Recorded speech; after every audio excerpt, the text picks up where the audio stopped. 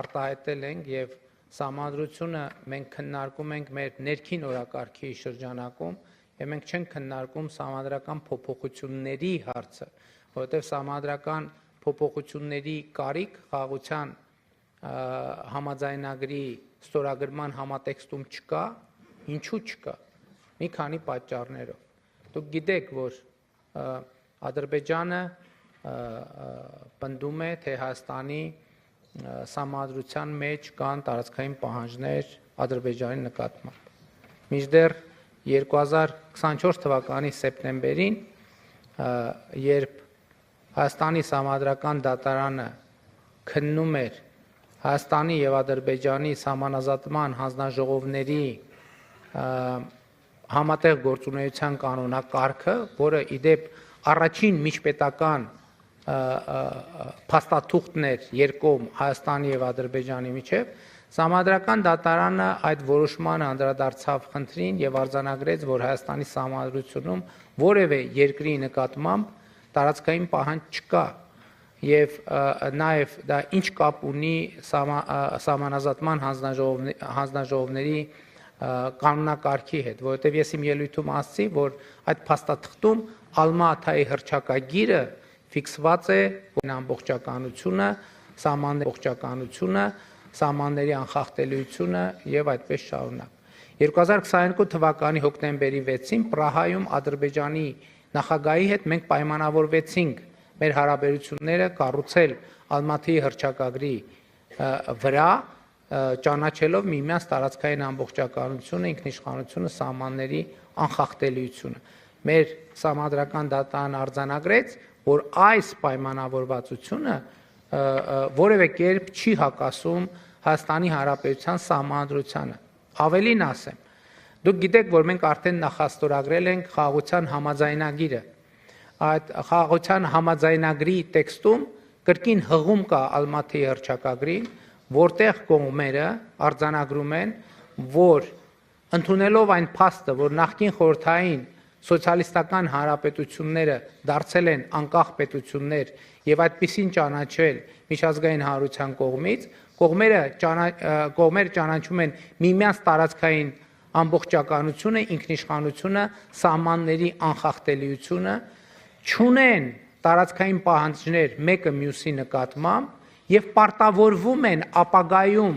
չբարձրացնել նման տարածքային պահանջներ։ Այսինքն սա արդեն իսկ նախաստորագրված խաղաղության համաձայնագրում արձանագրված է։ Խաղաղության համաձայնագրում կա նաև մեկ ուրիշ կարգավորում, որ կողմերից ոչ մեկը չի կարող հղում անել իր ներքին օրենսդրությանը սույն խաղաղության համաձայնագրի իրականացման ձախողումը արդարացնելու համար։ Այսինքն ինչպես տեսակ, մի կողմից արձանագրված է փոխադարձաբար տարածքային ամբողջականության ճանաչումը, մյուս կողմից ասվում է, որ ներքին օրենսդրությունը չի կարող բերվել որպես արդարացում այդ պայմանավորվածություններից շեղվելու համար։ Ավելին, մեր գործող սահմանադրության մեջ մենք ունենք կարգավորում, որը ասում է վավերացված միջազգային պայմանագրերը ունեն ավելի բարձր իրավական ուժ, քան ներքին օրենսդրությունը։ Եվ հետևաբար, երբ որ մենք ստորագրենք խաղաղության համաձայնագիրը, մեր օրենսդրության համաձայն այն մենք պետք է պարտադիր ուղարկենք Սահմանադրական դատարան նրա համապատասխանությունը մեր Սահմանադրությանը հետ ստուգելու համար։ Եթե մեր Սահմանադրական դատարանը կորոշի, որ համաձայնագիրը հակասում է գործող Սահմանադրությանը, ես ինքս հայտարարել եմ արդեն, որ մենք կնախաձեռնենք սահմանադրական փոփոխություններ։ Եթե մեր Սահմանադրական դատարանը կորոշի, որ համաձայնագիրը համապատասխանում է մեր Սահմանադրությանը, այդ դեպքում ոչ մի խոչընդոտ չկա այն վավերացնելու մեր երկրի խորհրդարանում, որից հետո մեր Սահմանադրության համաձայն այն կստանա բարձրագույն իրավաբանական ուժ։ Եվ հետևաբար խաղաղության համաձայնագրի համատեքստում ընդհանրապես Սահմանադրության հետ կապված որևէ խնդիր չկա։ Մենք մյուս կողմից դեռևս 2020 թվականի փետրվարից եւ դրանից առաջ էլ մենք որդեգրել ենք Հայաստանում նոր Սահմանադրություն ընդունելու անհրաժեշտությունը։ Ինչով է պայմանավորվում եւ բացատրվում նման անհրաժեշտությունը։ Խնդիրն այն է, ես իմ ելույթում ասացի եւ Եվրոպայի խորհրդի ժողովը լավ է տիրապետում Հայաստանում ընտրությունների արդյունքների պարբերական եւ շարունակական կեղծման պատմություններին, բայց խնդիրն այն է, որ այդ ընթացքում նաեւ սահմանադրություն է ընդունվել, տեղի են ունեցել սահմանադրության հանրաքվեներ եւ Հայաստանում հանրային ընկալումն այն է, որ ժողովուրդը երբեք իրականում սահմանադրության օգտին չի քվեարկել եւ այստեղ խնդիրը միայն քաղաքական խնդրի մեջ չէ։ Ես վարչապետի պաշտոնում ժողովրդական հեղափոխությամբ վարչապետ դառնալով վարչապետի պաշտոնում ես շատ արագ զգացի, որ ժողովուրդը վստահում է հեղափոխությանը, բայց վստահում է հեղափոխությանը, սիրում է հեղափոխությանը, բայց հաճախ նույնքան չի սիրում պետությունը եւ նույնքան չի սիրում պետությանը։ Եվ ինձ համար հարց էր, իսկ ի՞նչն է պատճառը, ինչու մեր ժողովուրդը իրավակարգի հետ կապված որոշակի կներեք այդ բառի համար ալերգիկ դրսևորումներ է ունենում Հայաստանում հաստատված իրավակարգի նկատմամբ։ Եվ իմ վերլուծությունները ցույց են տվել, որ պատճառը հետևյալն է. Հայաստանում հաստատված իրավակարգը օրգանական կապ չունի ժողովրդի հետ, որովհետև ժողովուրդը չի համարում, որ Հայաստանում ապրելու են կանոնները, որոնք արձանագրված են սահմանադրության մեջ եւ որոնք մնացածն էլ բխում է սահմանադրությունից, չի համարում, որ դա իր որոշման արդյունքում հաստատված իրավակարգ է։ Եվ այս պայմանական ասած, այս ալերգիկ երևույթը հաղթահարելու միակ տարբերակը ես տեսնում եմ նոր սահմանադրության ընդունումը, որտեղ ժողովուրդը ազատ, ժողովրդավարական կամ արտահայտմամբ կքվեարկի սահմանադրության օգտին եւ այդ քվեարկության փաստով 50+ անհրաժեշտ թվով ազատ ընտրությամբ ձայների արձանագրումն է, որ կստեղծի օրգանական կապ ժողովրդի եւ պետության մեջ հաստատված իրավակարգի միջև։ Եվ ահա կներեք, ես մի փոքր մանրամասն ներկայացրեցի, բայց կարևոր է այս նրբությունները հասկանալ, որովհետեւ խաղաղության գործընթացին այսօր էլ ոչ մի խոչընդոտ չկա բացարձակապես։ Եվ ընդհակառակը, եթե նույնիսկ մենք ելնենք այն կանխավարկածից, որ իսկ գուցե Ադրբեջանի մտահոգությունները տեղին են, այդ մտահոգությունները հասցեագրելու ամենակարճ ճանապարհը խաղաղության համաձայնագիրը ստորագրելը եւ վավերացման ճանապարհով գնալն է, որովհետեւ հենց այդ պայմանագիրը վավերացվեց եւ Հայաստանի եւ Ադրբեջանի առաջ ձևավորվում է իրավաբանորեն պարտադիր բնույթ կրող արգելք միմյանց նկատմամբ տարածքային պահանջներ ներկայացնելու։ Իսկ սահմանադրության համաձայն արդեն այդ համաձայնագիրը ստանում է բարձրագույն իրավաբանական ուժ, ավելի բարձր իրավաբանական ուժ, քան ներքին օրենսդրությունը։ Շնորհակալ եմ։ Thank you, Prime Minister. On behalf of the European People's Party, the leader of the group. Եվրոպական ժողովրդական կուսակցության անունից շնորհակալություն, խմբի ղեկավար խնդրեմ։ Thank you, President. Mr. Prime Minister. Շնորհակալություն, պարոն նախագահ, պարոն վարչապետ, ողջունում եմ ձեզ, շնորհավորում եմ ձեր ելույթի, այսօրվա ելույթի առիթով։ Դուք բաց ազնիվ խոսքով դիմեցիք մեզ, մենք խնդրահարույց ժամանակներում ենք ապրում, քաղաքական սցենարը կարծես կարուսել լինի արագ վայրի վերումներով, մենք հստակ վճռականությամբ տեսնում ենք Հայաստանի կառավարությունը պատրաստ է եվրոպական ճանապարհով ընթանալ Կալասի այցը վերջերս այդ հանձնառության վկայությունները ես հարցնելու էի դեպի Եվրոպայի ճանապարհի մասին, որով դուք գնում եք առաջնորդման ու վճռականությամբ չնայելով անցյալին, այլ նայելով ներկային եւ ձեր երկրի ապագային լավ ապագա կառուցելու հեռանկարով, բայց այսօր հույսի օրը բոլորիս համար Մերձավոր Արևելքի ծրագիրը 3 համաձայնեցվեց, որը շատ կարևոր է։ Հիմա Համասը մնում է որ հաջորդ քայլն անի։ Ինչ եք կարծում այդ մասին։ Մենք իրավունք ունենք այդ առցով լավատես լինելու։ Կրկին շնորհավորում եմ, շնորհակալություն շնորհավորում եմ EPP-անից Հայաստանի անցած ուղու եւ Հայաստանի պատվիրակության այստեղ ԵԽԽՎ-ում աշխատանքի համար։ Պարոն վարչապետ, կուզեք պատասխանել, խնդրեմ շնորհակալություն հարցի համար։ Շնորհակալ եմ շատ հարցի համար։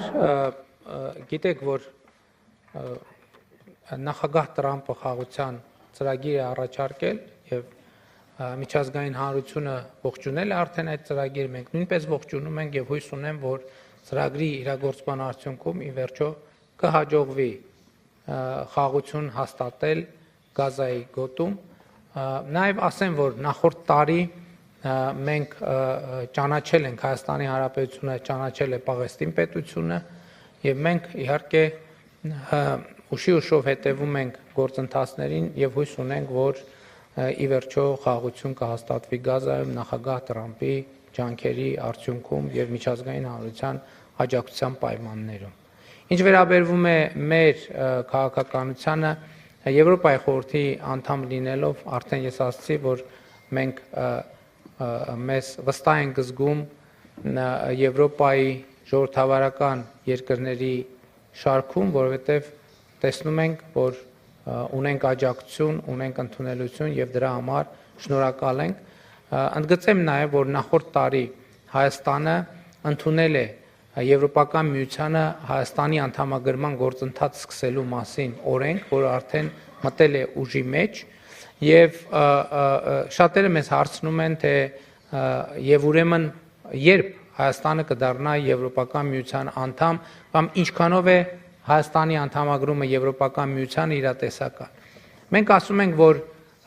առանց Եվրոպական միության ստանդարտներին համապատասխանելու հնարավոր չի լինել Եվրոպական միության անդամ։ Եվ հետևաբար բոլոր դեպքերում մեր առաջնային խնդիրը երկիրը համապատասխանեցնելն է Եվրոպական միության ստանդարտներին։ Այն պահին, երբ որ մենք օբյեկտիվորեն կհամապատասխանենք Եվրոպական միության ստանդարտներին, այդտեղից կա երկու ճանապարհ։ Մեզ կամ կընդունեն Եվրոպայի միության անդամ, կամ չեն ընդունի Եվրոպայի միության անդամ։ Եթե կընդունեն մեզ, շատ լավ, եթե չեն ընդունի, մենք մեկ այլ կարևոր խնդիր լուծած կլինենք, մենք կլինենք Եվրոպական միության ստանդարտներին լիովին համապատասխանող երկիր, ինչը էականորեն կուժեղացնի մեր ժողովրդավարությունը, կուժեղացնի մեր անկախությունը եւ կուժեղացնի մեր բարեկեցությունը։ Շնորհակալ եմ։ Thank you, Prime Minister. Շնորհակալություն, պարոն վարչապետ, Եվրոպական պահպանողականների կուսակցության անունից հարց կտրվի։ Prime Minister, Պարոն վարչապետ, խաղաղության համաձայնագրի մի զգալի մասը, որը հաջողությամբ բանակցվեց երկու երկրների միջև եւ նախագահ Թրամփը ներկա էր, Զանգեզուրի միջանցքի ստեղծումն է։ Այդ միջանցքը կապում է Ադրբեջանը Հայաստանի հարավով Թուրքիայի հետ։ Եվ բնականաբար կան լավ հետևանքներ առևտրի ավելացման առումով, բայց կասկածներ կան, թե արդյոք այդ միջանցքի ստեղծումը նույնչափ բխում է Հայաստանի շահերից, որքան բխում է Ադրբեջանի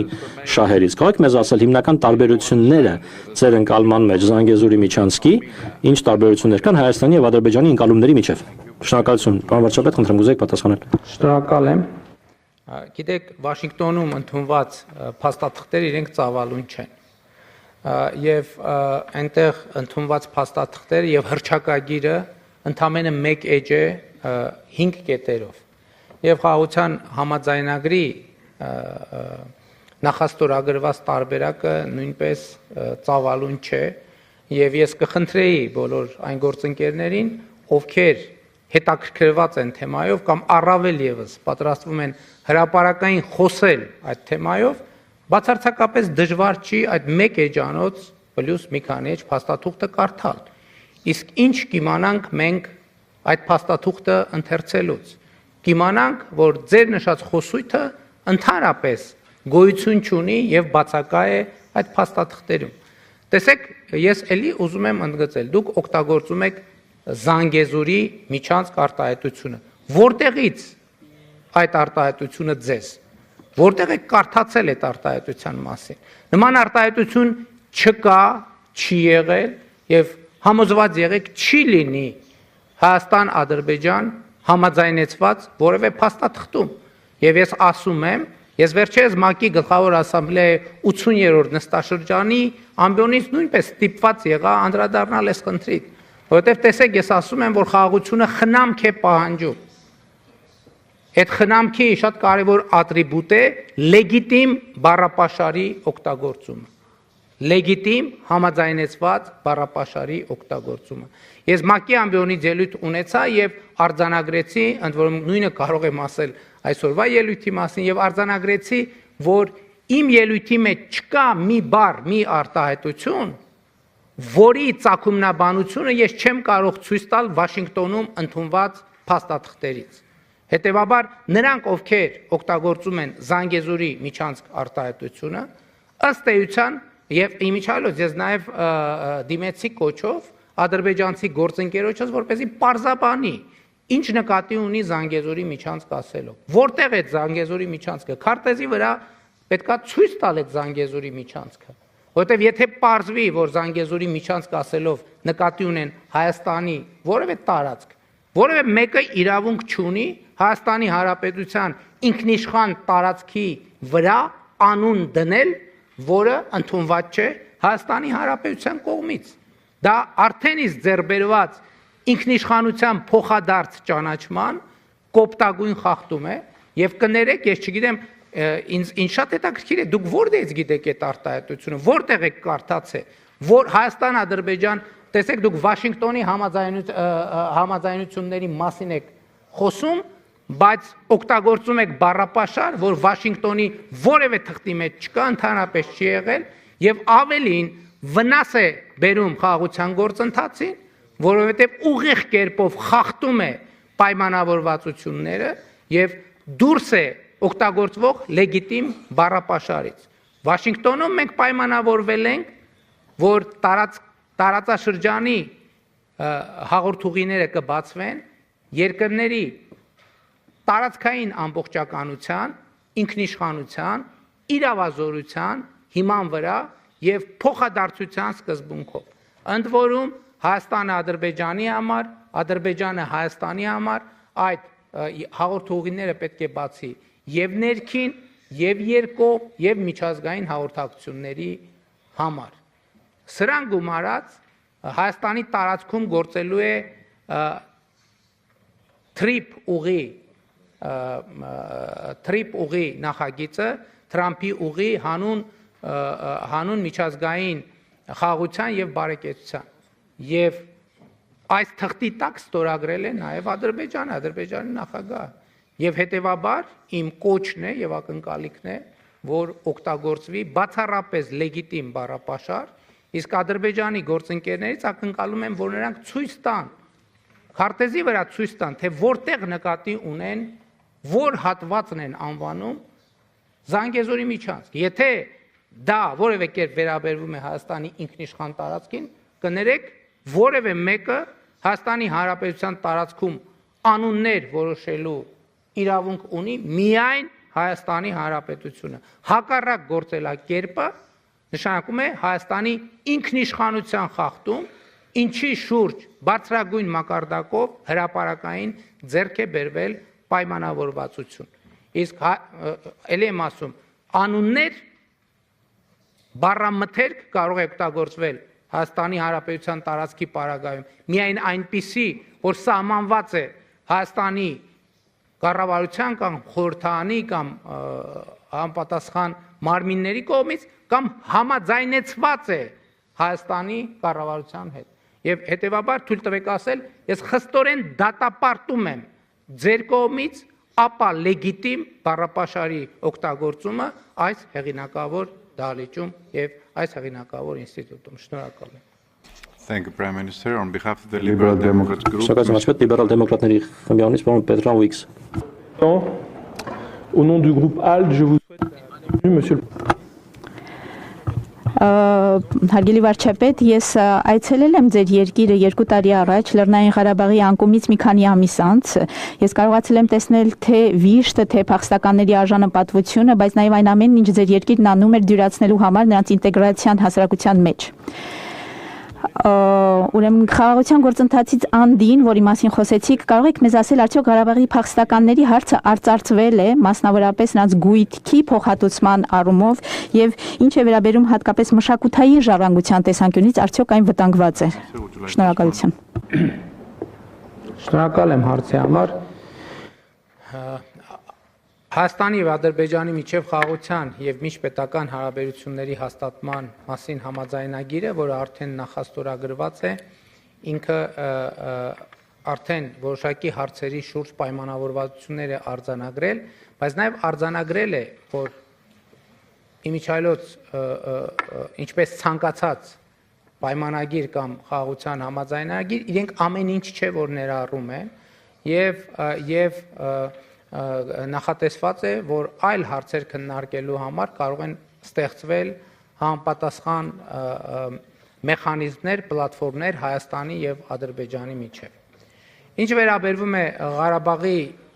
Ղարաբաղից փախստական մեր հայրենակիցներին, ես ուզում եմ ասել, որ այդ հարցի վերաբերյալ մեր ռազմավարությունը ես հրապարակել եմ եւ մեր ընկալումը այն է,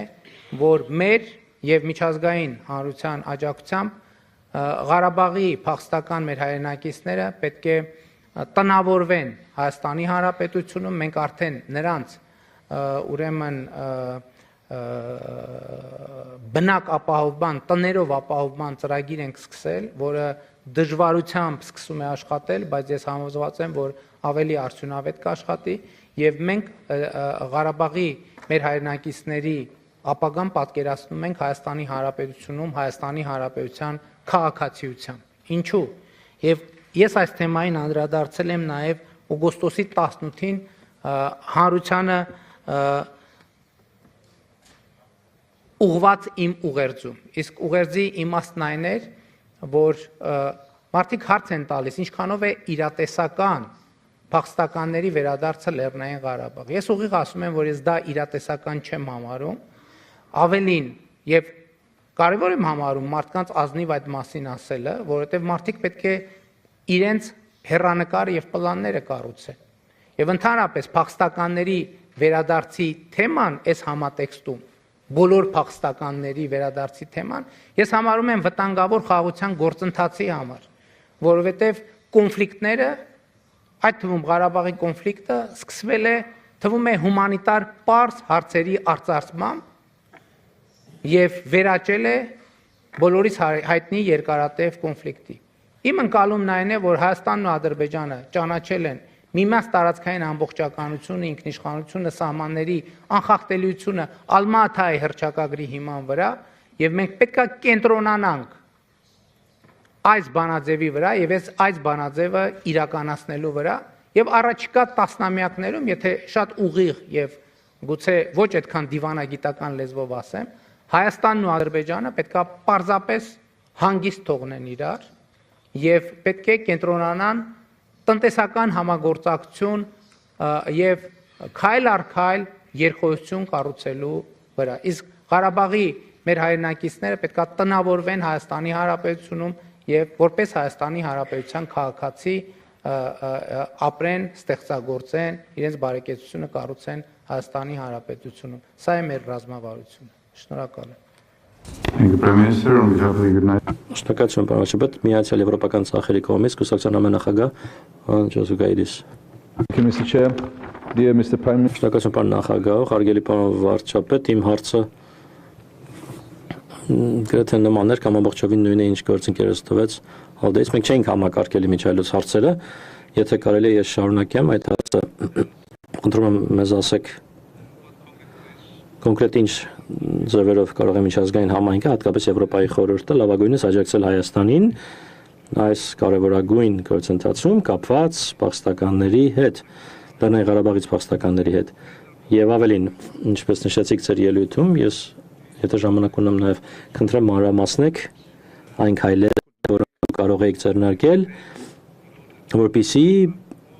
ավելի շատ առաջընթաց ձեռք բերվի շատ կարևոր հարցերով, ինչպիսիք են օրինակ